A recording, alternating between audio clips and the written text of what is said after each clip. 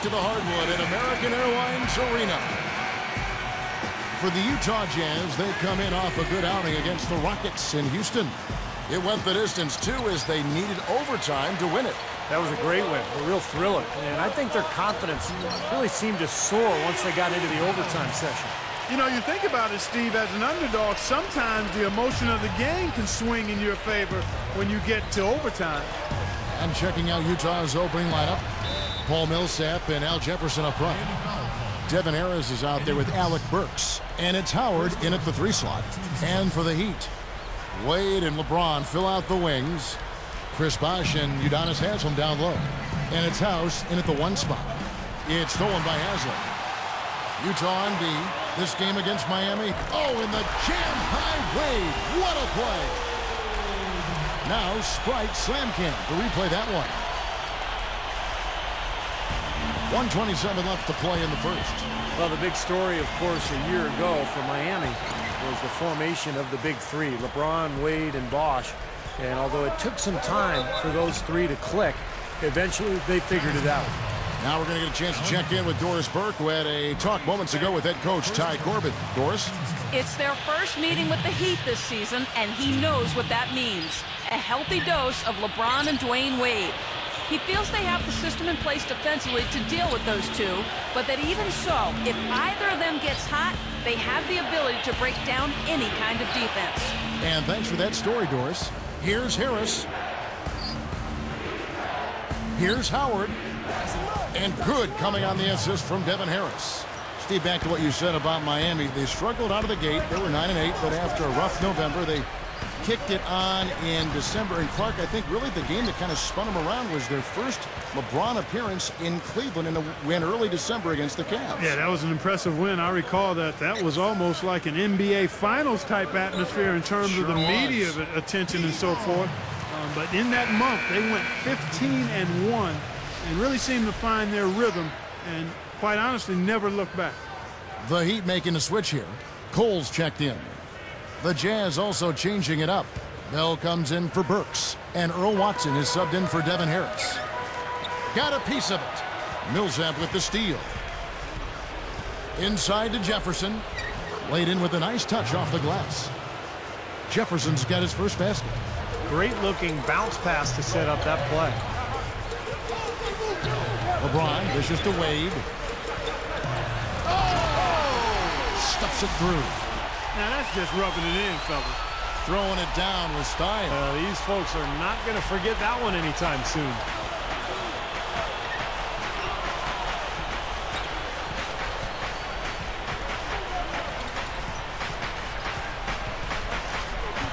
Backing down is Jefferson.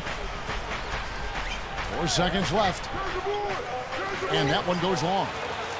He gets it up. No luck. A good close contest so far as we finish the...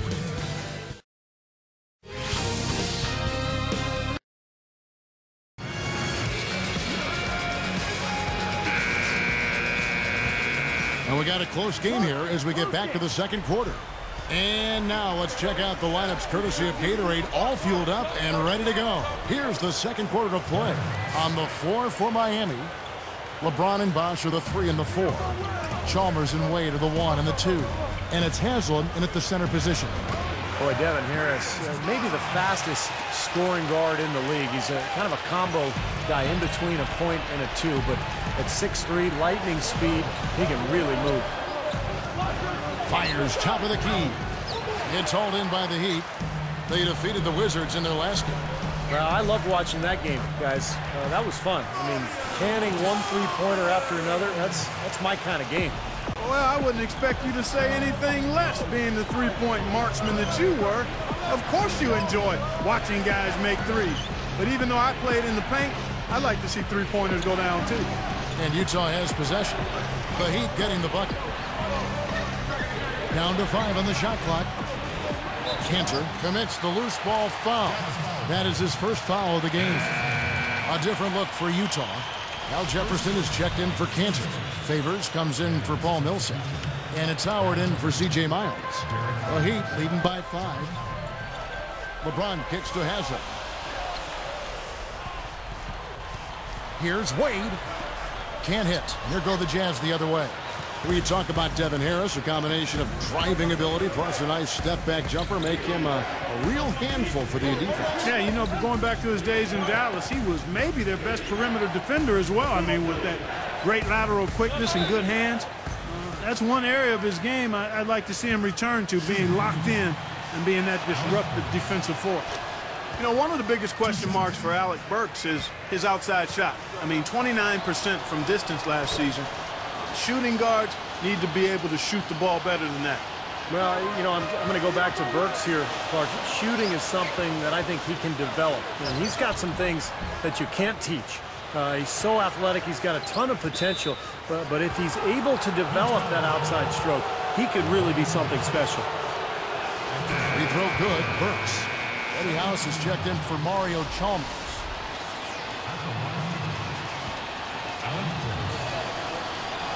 And he makes both free throws. Here's LeBron. Still looking to get on the scoreboard. And they will hold for the last shot. Yeah, good clock management is essential here. Nice movement. House the pass to LeBron.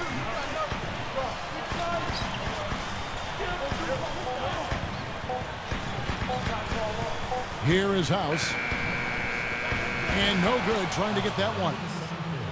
Well, Dwayne Wade in this one, 4 points and 1 rebound. Hello, I'm Damon Bruce, and welcome to the 2K. In Indiana, it's the Pacers.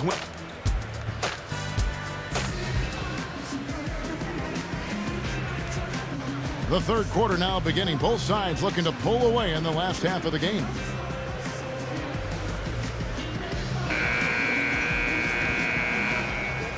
Here's Harris.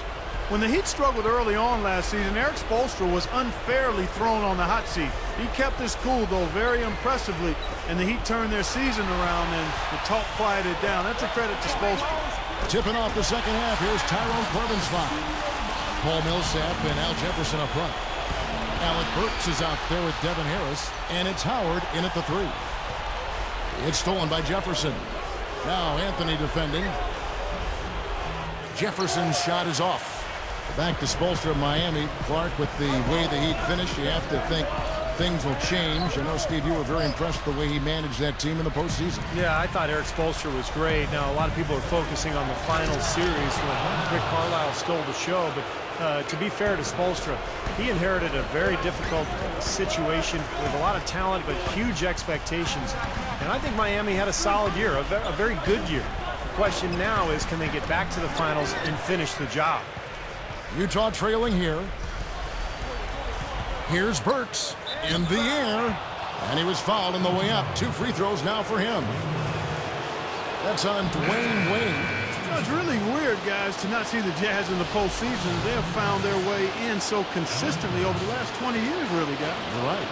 Earl Watson's checked in for Utah. Now the free throw is good, now leading by 1. And Clark, back to the Jazz. They came close, but too much upheaval, Steve, I think, on that roster. Kind of sunk their season.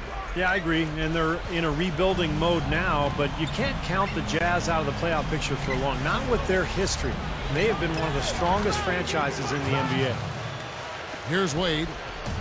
There's 37 seconds left to play in the third. Here's LeBron. Foul call that time on the way up. That'll give him 2 chances at the free throw line here. If there was ever any question as to the value of LeBron, last season displayed it. Not so much in what he brought to the Heat, but the void and the gaping hole he left in Cleveland. And back to that point, Clark, about LeBron and leaving Cleveland. Yeah, they went from one of the top elite teams in the East and the entire NBA to the cellar with his departure. Steve, that's a tough ride on the elevator from the top floor down to the basement. Boy, that was tough. I mean, talk about leaving a void. The 2-time MVP leaves, walks away, and you get nothing back for him. I mean, you got a feel for Cleveland, and now it's about rebuilding their team going into the future. And guys, you just got to love this offensive skill set. I mean, that's what he does, and that's who he is. They get the rebound. Millsap. And so he draws the foul on the shot, a trip to the line to shoot 2. That's on LeBron James. And that one falls for Millsap.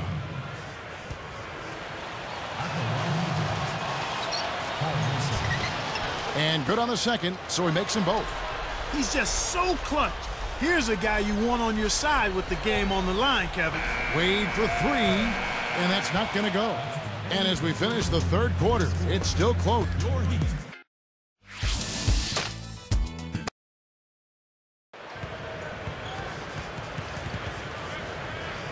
It's time for the fourth quarter and time to check in with the fourth member of our team, Doris Burke, for our Sprite Spark Report. Hi, Doris. Thanks, Kevin. It's the Jazz with the Spark Award for the stretch they put together. Here's a second look with the Sprite Slam Cam. I don't know what to say about that. I mean, he went reverse on him. Beautifully done. Clark words can't even do that one justice. Just let the pictures tell the story, guys. It's stolen by Anthony. Puts it up. And they turn it over. Stepped in the line that time. Huge turnover there, and at a bad time, too. You have to value every possession. Here is Harris. Outside Jefferson.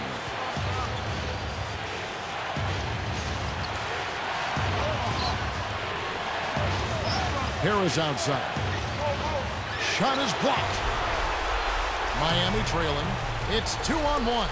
Throws it up high. LeBron dishes to House. Back to LeBron. And it's sent back by Jefferson. They're moving it around. Clock at 4. Here's LeBron. And no good. Had a chance to take the lead. And Utah has possession. It's a one-point game. Less than 1 minute left. James is tagged with the reach. And that'll be his third foul so far. On the Jazz with some changes. Paul Millsap's checked in for Favors. And it's Burks in for Raja Bell. Ball stolen. Tell you what, they're struggling to protect the ball here. Kind of a messy second half. And that had to feel good. Yeah, he exhaled as that one went down. Harris kicks to Jefferson. Count it!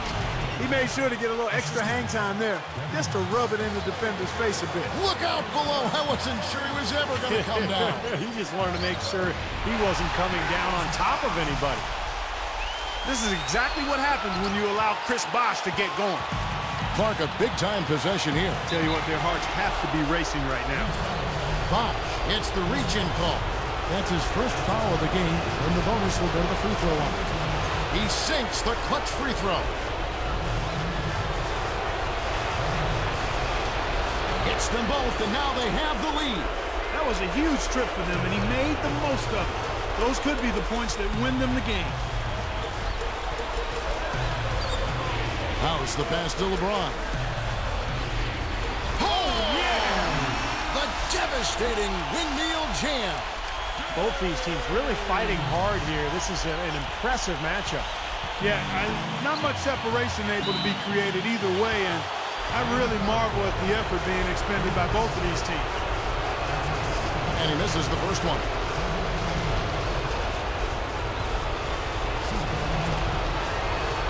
Guys make the second, and that ties this game up. He couldn't make them all, but at least he got this game tied up. Timeout called the Heat. Let's find out what Doris Burke has for us. Guys, over that last break, I listened to Eric Spoelstra address his team. He was trying to infuse a little confidence into his squad, saying, listen, we're poised to win this thing, and that's exactly what we're going to do. It's about making 1 or 2 more plays down the stretch. That's it, guys.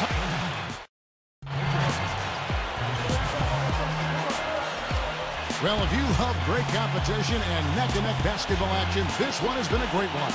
Overtime number 1, getting going right now. Courtesy of Gatorade, all fueled up and ready to go. Let's reset the lineup for us now in overtime. On the court for the Heat, they've got Dwayne Wade. LeBron and Bosh are the 3 and the 4. House is out there with Joel Anthony. And the whistle blows, and it's going to be an over-the-back call here. He was climbing all over the defender on that one, no doubt. Yeah, I agree with you. I mean, a pretty easy over-the-back call right there, partner. Harris dishes to Jefferson. Rebound by the Heat. Absolutely critical chance right here. Yeah, they need this one to go their way, Kev. Well, that's not really what typically happens for someone with his touch around the rim. That's a surprise. And here is Harris. James gets called for the reach. That will get him his 4th foul of the game, and due to the bonus, we'll head to the line for 2. He knocks down the clutch free throw. Perfect from the line, and it's a 2-point ball game. He came through. If they just get a stop, they'll walk away with the win. And the Heat call time here. They're behind by 2. 15 seconds left in the first overtime. Action has been terrific. That is what your take. Well, what do you think, Clark? You go for the 2 or the 3 here? I don't think you choose one or the other ahead of time. I think you try to take what's available. You get the best shot as quickly as you can. Right between the eyes. He's a pleasure to watch on the offensive end. I know I would look.